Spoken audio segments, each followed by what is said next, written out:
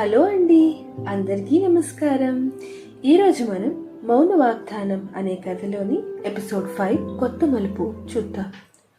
కార్తీక్ వెళ్ళిన 2 వారాలకి రమణకి ఒక విచిత్రమైన ఉత్తరం వచ్చింది. అందులో ఉన్నది చదివి అతని మొహం పాలిపోయింది. ఏమైంది రమణ? సుశీల అడిగింది ఆందోళనగా. రమణ నీరసంగా నవ్వాడు. ఏదో పిచ్చి ఉత్తరం సుశీ, నాకు తెలియని కొడుకు ఉన్నాడట. సుశీల ఆశ్చర్యపోయింది. ఏంటి, ఎవరు పంపారు? రమణ కోపంగా అన్నాడు. ఎవరో నాకు తెలియదు.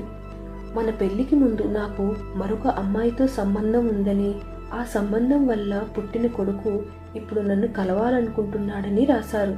ఇదంతా అబద్ధం. సుశీల రమణ భుజంపై చేయి వేసింది. నిజమే, ఇది తప్పకుండా ఏదో స్కామ్ అయి ఉంటుంది, పట్టించుకోకండి. రమణ ఆ ఉత్తరాన్ని పక్కన పెట్టేశారు. కానీ మరుసటి రోజు రమణ ఫోన్ మోగింది. హలో, రమణ గారా? నా పేరు రాజు. నిన్న మీకు ఉత్తరం పంపింది నేనే. అన్నట్లు మీకు ఈ కథ మరియు కథ చెప్పే విధానం నచ్చితే please like, share and subscribe చేయండి. ఇంకా మీ సూచనలు కమెంట్స్లో తెలియజేయండి. ఇక కథలోకి వెళ్దాం. నేను మిమ్మల్ని కలవాలనుకుంటున్నాను, చాలా ముఖ్యమైన విషయం. రమణ కోపంగా అన్నాడు. చూడండి, ఇదంతా ఏదో మోసమని నాకు తెలుసు, నన్ను ఇబ్బంది పెట్టకండి. రాజు ఆతృతగా అన్నాడు. రమణ గారు, దయచేసి నన్ను ఒక్కసారి కలవండి. ఇది చాలా ముఖ్యమైన విషయం. నేను మిమ్మల్ని కలిసినప్పుడు అంతా వివరిస్తాను. రమణ అనుమానంగా అన్నాడు. ఎందుకు కలవాలి? నువ్వు ఎవరో నాకు తెలియదు. రాజు బ్రతిమాలాడాడు. దయచేసి ఒక్క అవకాశం ఇవ్వండి. నేను మీతో ముఖాముఖి మాట్లాడాలి. ఇది మీకు కూడా చాలా ముఖ్యమైన విషయం. రమణ కాసేపు ఆలోచించి, సరే, ఎక్కడ కలవాలి అని అడిగాడు. రాజు అన్నాడు. రమణ గారు, నేను రేపు ఉదయం 11 గంటలకి మీ ఇంటికి వస్తాను. అప్పుడు అన్ని విషయాలు వివరిస్తాను. రమణ ఆశ్చర్యపోయాడు. నీకు మా ఇంటి అడ్రస్ ఎలా తెలుసు? రాజు తడబడుతూ, అది మీకు కలిసినప్పుడు చెబుతాను అని ఫోన్ పెట్టేశాడు. రమణ ఫోన్ పెట్టేసి సుశీలతో మాట్లాడాడు. సుశీల కంగారుగా అడిగింది. అసలు ఎవరతను? ఏమన్నాడు? ఏం జరుగుతోంది? రమణ అన్నాడు. రేపు ఉదయం 11 గంటలకు మన ఇంటికి వస్తాడట. మనకి తెలియకుండానే వాడికి మన అడ్రస్ తెలుసట. సుశీల అనుమానంగా అంది. ఇది ఏదో విచిత్రంగా ఉంది రమణ, జాగ్రత్తగా ఉండాలి. ఆ రోజంతా రమణ, సుశీల ఆందోళనగా గడిపారు.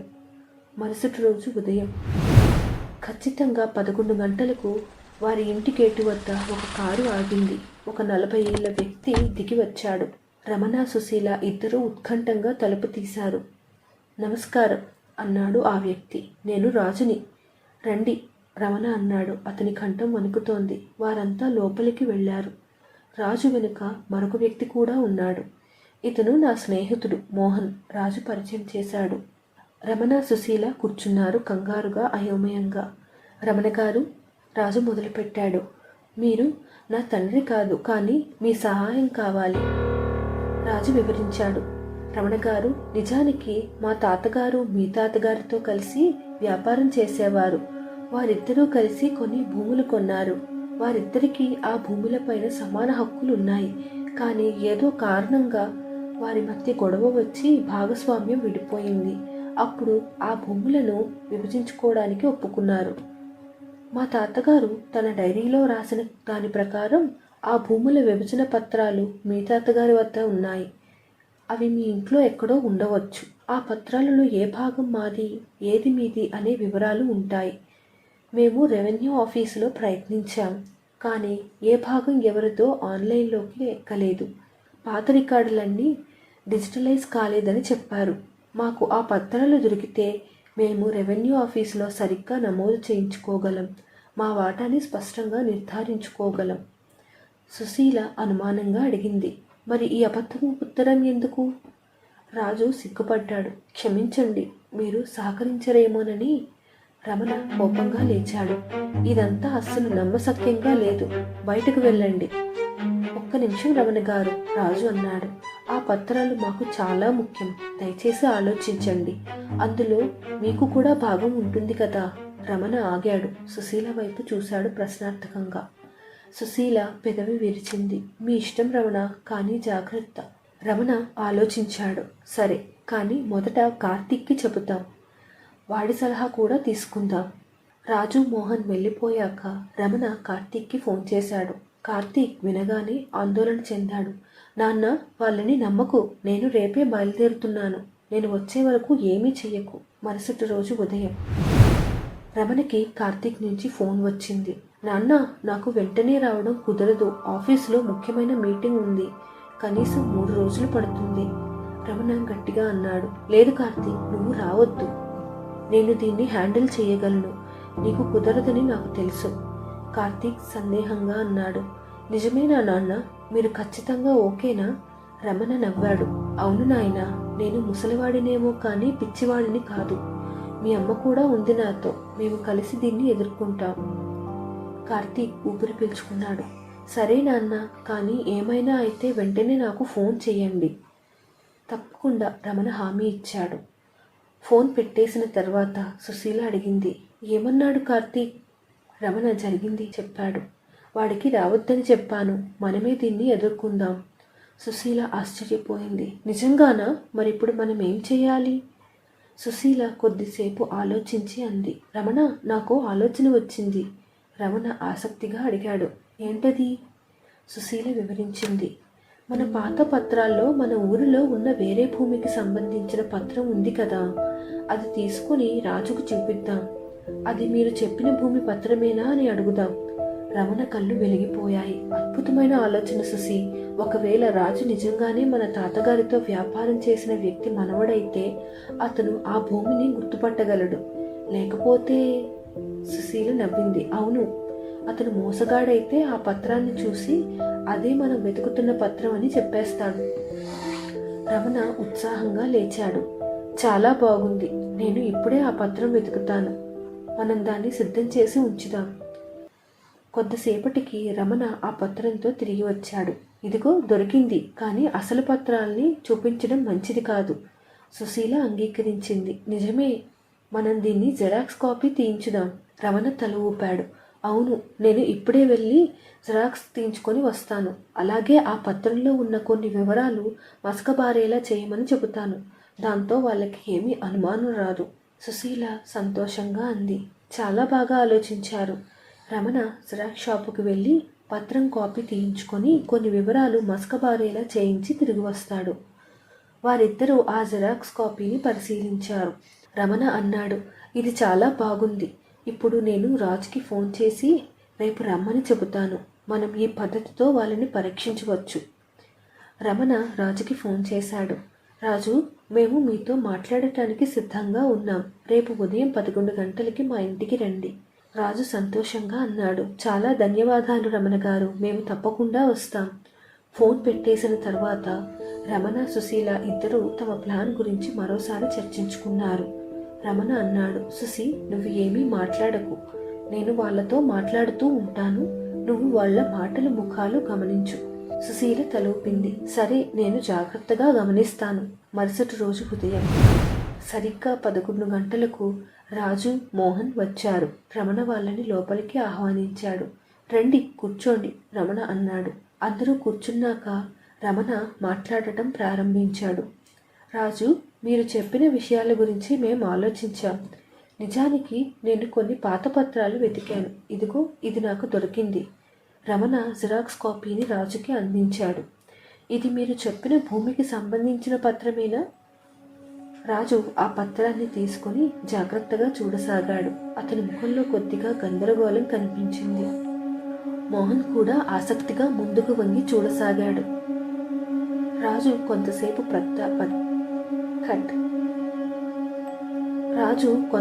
పత్రాన్ని పరిశీలించి, రమణ గారు, ఇది మేము చెప్పిన భూమి పత్రం కాదు అని చెప్పాడు. రమణ, సుశీల ఒకరినొకరు చూసుకున్నారు. రమణ కొంచెం ఆశ్చర్యంగా నటిస్తూ అడిగాడు. నిజంగానా? మరి ఏ భూమికి సంబంధించినది ఇది? రాజు పత్రాన్ని మరోసారి పరిశీలించి చెప్పాడు. రమణ గారు, ఇది మీ తాతగారికి చెందిన భూమే, కానీ వేరే ప్రాంతంలో ఉన్నట్లుంది. మేము మాట్లాడుతున్న భూమి హైదరాబాద్ శివార్లలో ఉంది. ఈ పత్రంలో ఉన్న భూమి వేరే ఊర్లో ఉన్నట్లు కనిపిస్తోంది. మోహన్ కూడా తల ఊపాడు. అవును, రాజు చెప్పింది నిజమే, ఇది వేరే భూమి పత్రం. రమణ కొంచెం నిరాశ నటిస్తూ అన్నాడు. అయ్యో, నేను తప్పు పత్రం తెచ్చానా? క్షమించండి. రాజు మృదువుగా నవ్వి, పర్వాలేదు రమణ గారు, ఇది కూడా మీ తాతగారిదే కదా, మీరు ఇంకా వెతకండి. ఒకవేళ మనం వెతుకుతున్న పత్రం దొరికితే చాలా బాగుంటుంది. సుశీల మాట్లాడకుండా వాళ్ళ సంభాషణను గమనిస్తోంది. రమణ అన్నాడు, సరే, నేను మళ్ళీ వెతుకుతాను, కానీ నాకు ఒక సందేహం. మీరు ఆ భూమిని ఎలా గుర్తుపట్టగలుగుతున్నారు? దానికి ఏమైనా ప్రత్యేక గుర్తులు ఉన్నాయా? రాజు కాస్త ఆలోచించి చెప్పాడు. అవును, ఆ భూమికి కొన్ని ప్రత్యేక గుర్తులు ఉన్నాయి. మా తాతగారు తన డైరీలో రాసిన దాని ప్రకారం ఆ భూమి దక్షిణ సరిహద్దులో ఒక పెద్ద మర్రి చెట్టు ఉండేది. అలాగే తూర్పు వైపున ఒక చిన్న చెరువు ఉండేది. మోహన్ జోడించాడు. అలాగే ఆ భూమి మొత్తం 22 ఎకరాలు. దానిలో సగం మాది, సగం మీది. రమణ ఆసక్తిగా వింటున్నట్లు నటించాడు. ఓహో, అలాగా, సరే, నేను మళ్ళీ వెతుకుతాను. ఒకవేళ అలాంటి వివరాలతో ఉన్న పత్రం దొరికితే మీకు చెబుతాను. రాజు కొంచెం ముందుకు వంగి, రమణ గారు, ఇంకో ముఖ్యమైన విషయం చెప్పాలి. ఆ ప్రాంతంలో ఇప్పుడు భూముల విలువ చాలా పెరిగింది. మా అంచనా ప్రకారం ప్రస్తుతం ఆ 22 ఎకరాల విలువ దాదాపు 50 కోట్ల రూపాయలు ఉంటుంది. రమణ, సుశీల ఆశ్చర్యంగా ఒకరినొకరు చూసుకున్నారు. రమణ అడిగాడు, అంత ఎక్కువగా ఉందా? ఎలా తెలుసు మీకు? మోహన్ వివరించాడు. మేము ఆ ప్రాంతంలో రియల్ ఎస్టేట్ మార్కెట్ గురించి చాలా రీసెర్చ్ చేశాం. అక్కడ కొద్ది రోజుల్లో పెద్ద ఐటీ కంపెనీలు వస్తున్నాయి. అందుకే భూముల ధరలు ఆకాశాన్ని అంటుతున్నాయి. రాజు జోడించాడు. అందుకే మేము ఈ విషయం మీ దృష్టికి తీసుకువచ్చాం. ఇది మనందరికీ లాభదాయకం. రమణ తల ఊపాడు. అర్థమైంది. మరి ఆ భూమిని మీరు చూసారా, లేదా కేవలం పత్రాల ఆధారంగానే మాట్లాడుతున్నారా? రాజు కొంచెం తడబడి, నిజానికి మేము ఆ భూమిని ప్రత్యక్షంగా చూడలేదు, కానీ మా తాతగారి డైరీలో ఉన్న వివరాలు మరియు మేము సేకరించిన సమాచారం ఆధారంగా మాట్లాడుతున్నాం. సుశీల మౌనంగా వింటూ రాజు మోహన్ల ముఖ కవలికలను గమనిస్తోంది. రమణ లేచి నిలబడ్డాడు. సరే, మీరు చెప్పిన విషయాలన్నీ చాలా ఆసక్తికరంగా ఉన్నాయి. నేను మరికొన్ని పత్రాలు వెతకాలి. మళ్ళీ కలుద్దాం. రాజు మోహన్ కూడా లేచారు. రాజు అన్నాడు, తప్పకుండా, మేం వెళ్తాం. దయచేసి త్వరగా చూడండి. ఈ అవకాశాన్ని మనం చేజార్చుకోకూడదు. వారు వెళ్ళిపోయాక రమణ, సుశీల ఒకరినొకరు చూసుకున్నారు. సుశీల మెల్లగా అంది, రమణ, నాకు వాళ్ళ మీద నమ్మకం కలగట్లేదు. అప్పుడు రమణ, నాకు కూడా అలాగే అనిపిస్తోంది సుశీ. వాళ్ళు చెప్పిన కొన్ని విషయాలు సరిగ్గా కుదరట్లేదు అన్నాడు. సుశీల అడిగింది, ఏం గమనించారు మీరు? రమణ వివరించాడు. మొదట వాళ్ళు ఆ భూమిని ఎప్పుడూ చూడలేదని చెప్పారు. అలాంటప్పుడు ఆ మర్రి చెట్టు, చెరువు ఇప్పటికీ ఉన్నాయో లేదా ఎలా తెలుసు? అలాగే 50 కోట్ల విలువ అని చాలా ఖచ్చితంగా చెప్పారు. సుశీల కూడా తన అనుమానాలను వ్యక్తం చేసింది. అవును, నాకు కూడా వాళ్ళ మాటల్లో ఏదో తేడా కనిపించింది. వాళ్ళు చాలా తొందరపడుతున్నట్లు కనిపించారు. రమణ ఆలోచనలో పడ్డాడు. మనం ఇంకా కొంత సమాచారం సేకరించాలి సుశీ. నేను మన పాత పొరుగువాడు రామయ్య గారికి ఫోన్ చేసి మన తాతగారి గురించి, ఆ భూముల గురించి అడుగుతాను. వెంటనే సుశీల, మంచి ఆలోచన. అలాగే మనం కార్తీక్కి కూడా చెప్పాలి. వాడు ఇంటర్నెట్లో వెతికి ఏమైనా సమాచారం తెలుసుకోగలడేమో. ఇద్దరూ తమ తమ ఫోన్ కాల్స్లో నిమగ్నమయ్యారు, మరింత సమాచారం సేకరించడానికి ప్రయత్నిస్తూ. రమణ రామయ్య గారితో మాట్లాడి ముగించాక సుశీల దగ్గరకు వచ్చాడు. సుశీల అప్పుడే కార్తీక్తో మాట్లాడి ముగించింది. రమణ అడిగాడు, ఏమన్నాడు కార్తీక్? సుశీల చెప్పింది. కార్తీక్ చాలా కంగారు పడ్డాడు. వాడు వెంటనే ఆ ప్రాంతంలో భూముల విలువ గురించి ఇంటర్నెట్లో వెతకడం మొదలుపెట్టాడు. అలాగే తన స్నేహితుడైన ఒక లాయర్కి కూడా ఫోన్ చేసి సలహా అడుగుతానన్నాడు. సుశీల ఆసక్తిగా అడిగింది, మరి రామయ్య గారు ఏమన్నారు? రమణ వివరించాడు. రామయ్య గారు కొన్ని ఆసక్తికరమైన విషయాలు చెప్పారు. మన తాతగారికి నిజంగానే హైదరాబాద్ శివార్లలో భూమి ఉండేదట. కానీ అది 22 ఎకరాలు కాదు, కేవలం 5 ఎకరాలు మాత్రమే. అలాగే ఆ భూమిని మన తాతగారు 1980లలోనే అమ్మేశారట. సుశీల ఆశ్చర్యపోయింది. అయ్యో, మరి రాజు మోహన్ చెప్పింది? రమణ ఆమె మాట పూర్తి చేశాడు. అవును, వాళ్ళు చెప్పింది పూర్తిగా అబద్ధం. వాళ్ళు మనల్ని మోసం చేయడానికి ప్రయత్నిస్తున్నారు. సుశీల కంగారుగా అడిగింది. మరి ఇప్పుడు మనం ఏం చేయాలి? రమణ గట్టిగా చెప్పాడు. మనం వాళ్ళని ఎదుర్కోవాలి. కానీ అంతకు ముందు కార్తీక్ నుండి మరికొంత సమాచారం రావాలి. అలాగే పోలీసులకి కూడా తెలియజేయాలి. ఇంతలో రమణ ఫోన్ మోగింది.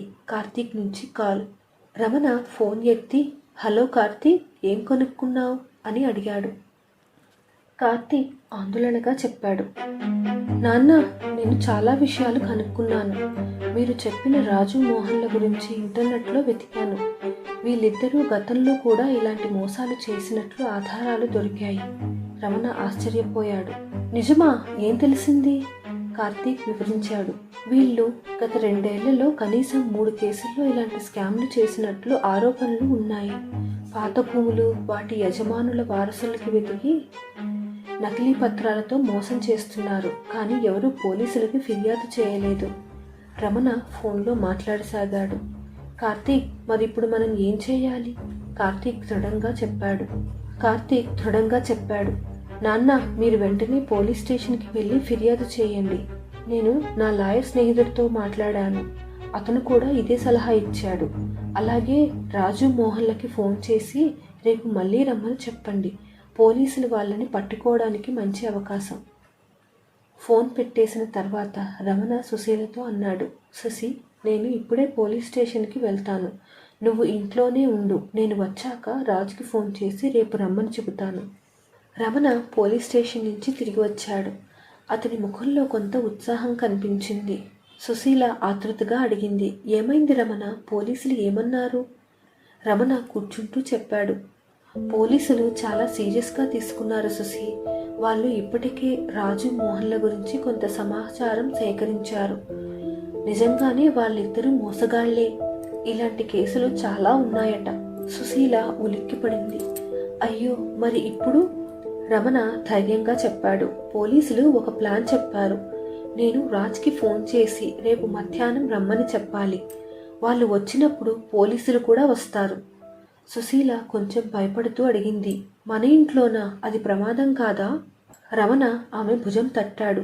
భయపడకు సుశీ, నేను నా పాత స్నేహితులకి ఫోన్ చేశాను. వాళ్ళు రేపు మధ్యాహ్నం వస్తున్నారు. మనం అందరం కలిసి ఉంటే ధైర్యంగా ఉంటుంది. సుశీల కొంచెం ఊరటపడింది. సరే, మరి ఇప్పుడు? రమణ రాజ్కి ఫోన్ చేశాడు. రాజ్ ఫోన్ ఎత్తగానే రమణ నటించడం మొదలుపెట్టాడు. హలో రాజు, నేను రమణని మాట్లాడుతున్నాను. మీరు చెప్పిన భూమి పత్రాలు నాకు దొరికాయి. రేపు మధ్యాహ్నం 3 గంటలకి మా ఇంటికి రండి, అన్నీ మాట్లాడుకుందాం. రాజు ఉత్సాహంగా అన్నాడు. నిజమేనా రమణ గారు? చాలా సంతోషం. మేము తప్పకుండా వస్తాం. ఫోన్ పెట్టేసిన తర్వాత రమణ సుశీలతో అన్నాడు. అంతా సెట్ అయింది. రేపు మధ్యాహ్నానికి సిద్ధంగా ఉండాలి. సుశీల నిట్టూర్చింది. దేవుడా, అంతా సక్రమంగా జరగాలి. మరుసటి రోజు మధ్యాహ్నం సరిగ్గా 2 గంటలకు డోర్ బెల్ మోగింది. రమణ తలుపు తీశాడు. 2 మధ్య వయస్కులు నిలబడి ఉన్నారు. రమణ వారిని చూసి నవ్వుతూ రండి రండి అని లోపలికి ఆహ్వానించాడు. సుశీల ఆశ్చర్యంగా చూసింది. వీరెవరు అని అడగబోయింది, కానీ ఆగిపోయింది. రమణ పరిచయం చేస్తూ, సుశీ, వీరు నా స్నేహితులు. వీరు రాజేష్, ఇతను సతీష్. ఆ 2 సుశీలకు నమస్కారం చేశారు. సుశీల చిరునవ్వుతో నమస్కారం, లోపలికి రండి, కూర్చోండి అని వారిని సోఫా వైపు నడిపించింది. రమణ వారితో మాట్లాడుతూ ఉండగా సుశీల వంటింట్లోకి వెళ్ళి టీ, స్నాక్స్ తయారు చేసి తెచ్చింది. తీసుకోండి అంటూ వారికి అందించింది. సుశీల రమణతో మెల్లగా, వీరెవరో నాకు గుర్తులేదు అని అంది. రమణ నవ్వుతూ, పర్వాలేదు సుశీ, చాలా కాలం తర్వాత కలుస్తున్నాం. వారంతా మాట్లాడుతూ కూర్చున్నారు. రాజేష్, సతీష్ చాలా సాధారణంగా ప్రవర్తిస్తున్నారు. కానీ వారి కళ్ళల్లో ఒక అప్రమత్తత కనిపిస్తోంది. గడియారం 2:45 అయింది. రమణ అందరి వైపు చూసి అన్నాడు. మరికొంతసేపట్లో వాళ్ళిద్దరూ వస్తారు. అందరం జాగ్రత్తగా ఉండాలి. అందరూ తలలు ఊపారు. వాతావరణంలో ఒక అవ్యక్తమైన ఉత్కంఠ నెలకొంది. సరిగ్గా 3 గంటలకు డోర్ బెల్ మళ్లీ మోగింది. రమణ తలుపు తీయగానే రాజు, మోహన్ కనిపించారు. రండి, లోపలికి రండి, రమణ వారిని ఆహ్వానించాడు. రాజు మోహన్ లోపలికి అడుగుపెట్టగానే అక్కడున్న రాజేష్ సతీష్ని చూసి కొంచెం ఆశ్చర్యపోయారు. రమణ పరిచయం చేస్తూ, వీరు నా స్నేహితులు రాజేష్, సతీష్. వారు నన్ను కలవడానికి వచ్చారు. రాజు మోహన్ వారికి నమస్కారం చేశారు. సుశీల మళ్ళీ వంటింట్లోకి వెళ్ళి రాజు మోహన్ కోసం టీ తయారు చేసి తెచ్చింది. రమణ అన్నాడు, రాజుగారు, మీరు చెప్పిన భూమి పత్రాలు నాకు దొరికాయి. ఇవిగో. అతను ఒక ఫోల్డర్ తీసి రాజుకు అందించాడు. రాజు ఉత్సాహంగా ఫోల్డర్ తీసుకుని తెరచి చూడసాగాడు. మోహన్ కూడా దగ్గరగా వచ్చి చూడసాగాడు. ఇంతలో రాజేష్ లేచి నిలబడ్డాడు. Raju, Mohan, you are under arrest. Raju Mohan ఆశ్చర్యంగా అతని వైపు చూశారు. సతీష్ కూడా లేచి నిలబడి తన పాకెట్ నుండి పోలీస్ ఐడి కార్డ్ తీసి చూపించాడు. మేము పోలీసులం. మీరు భూమి స్కామ్ కేసులో నిందితులుగా ఉన్నారు. రాజు మోహన్ పరిస్థితి అర్థం చేసుకుని పారిపోవడానికి ప్రయత్నించారు. కానీ రాజేష్, సతీష్ వారిని పట్టుకున్నారు. సుశీల ఆశ్చర్యంగా, భయంగా ఈ దృశ్యాన్ని చూస్తూ ఉండిపోయింది. రాజేష్, సతీష్ రాజు మరియు మోహన్లను హ్యాండ్ కప్స్ వేసి పట్టుకున్నారు. రాజు కోపంగా అరిచాడు, రమణ గారు, మీరు మమ్మల్ని మోసం చేశారు. రమణ గట్టిగా చెప్పాడు, లేదు రాజు, మీరే మమ్మల్ని మోసం చేయాలని చూశారు. మీ గత నేరాల గురించి మాకు తెలుసు. మోహన్ బెదిరించాడు, మీరు దీనికి పశ్చాత్తాపపడతారు. సతీష్ మోహన్ని హెచ్చరించాడు, చాలు, ఇక మాట్లాడకండి. మీరు చెప్పేది స్టేషన్లో చెప్పుకోవచ్చు. రాజేష్ రమణతో చెప్పాడు, రమణ గారు, మీరు స్టేషన్కి వచ్చి స్టేట్మెంట్ ఇవ్వాలి. రమణ తలూపాడు, తప్పకుండా నేను వస్తాను. పోలీసులు రాజు మోహన్లను తీసుకుని వెళ్ళిపోయారు. వాళ్ళు వెళ్ళాక సుశీల గాబరాగా రమణ దగ్గరకు వచ్చింది. సుశీల ఉపశమనంతో నిట్టూర్చింది. భగవంతుడా, వచ్చిన వాళ్లే పోలీసులని నాకెందుకు చెప్పలేదు? రమణ ఆమె చేతిని పట్టుకున్నాడు. నిన్ను కంగారు పెట్టడం ఇష్టం లేక క్షమించు. సుశీల కళ్ళల్లో నీళ్లు తిరిగాయి. పర్వాలేదు, కానీ ఇక నుంచి నాకు అన్నీ చెప్పాలి. మనం కలిసి ఎదుర్కొందాం. రమణ ఆమెను కౌగిలించుకున్నాడు. తప్పకుండా. ఆ సాయంత్రం కార్తీక్ ఫోన్ చేశాడు. రమణ జరిగిందంతా చెప్పాడు. కార్తీక్ ఉపశమనంతో అన్నాడు, మంచిదైంది నాన్న, జాగ్రత్తగా ఉండండి. నేను త్వరలో మళ్ళీ వస్తాను. రమణ, సుశీల ఆ రాత్రి హాయిగా నిద్రపోయారు. వారి జీవితంలో మరో సవాలుని ధైర్యంగా ఎదుర్కొన్న సంతృప్తి వారి ముఖాలలో కనిపించింది.